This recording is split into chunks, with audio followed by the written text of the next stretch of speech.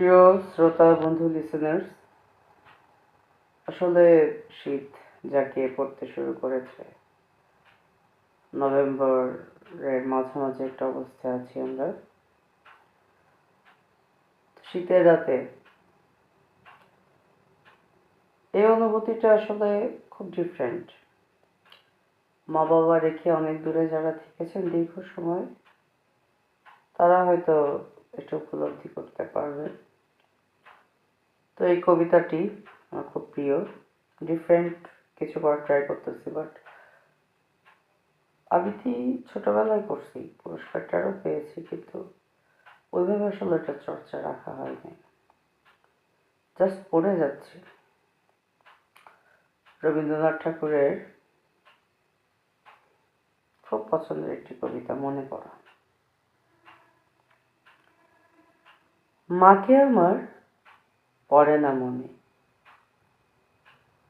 শুধু কখন খেলতে গিয়ে হঠাৎ অকারণে একটা কিশোর গুনগুনিয়ে কানে আমার বাজে। মায়ের কথা মেলায় যেন আমার খেলার মাঝে। মা বুঝি গান গাইতো আমার দোলনা ঠেলে ঠেলে। মা গিয়েছে যেতে যেতে, গানটি গেছে ফেলে। মাকে আমার পড়ে না মনে, শুধু যখন আরশি নিতে ভোরে শিউলি বনে, শিশির ভেজা হাওয়া বেয়ে ফুলের গন্ধ আসে, তখন কেন মায়ের কথা আমার মনে ভাসে। কবে বুঝি আনতো মাসেই ফুলের সাজি বয়ে, পুজোর গন্ধ আসে যে তাই মায়ের গন্ধ হয়ে।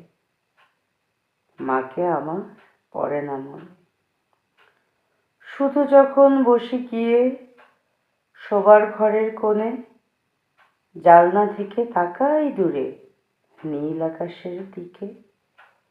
মনে হয় মা আমার পানে চাইছে অনিমিষে, কোলের পরে ধরে কবে দেখতো আমায় চেয়ে। সেই চাহনি রেখে গেছে সারা আকাশ ছেয়ে।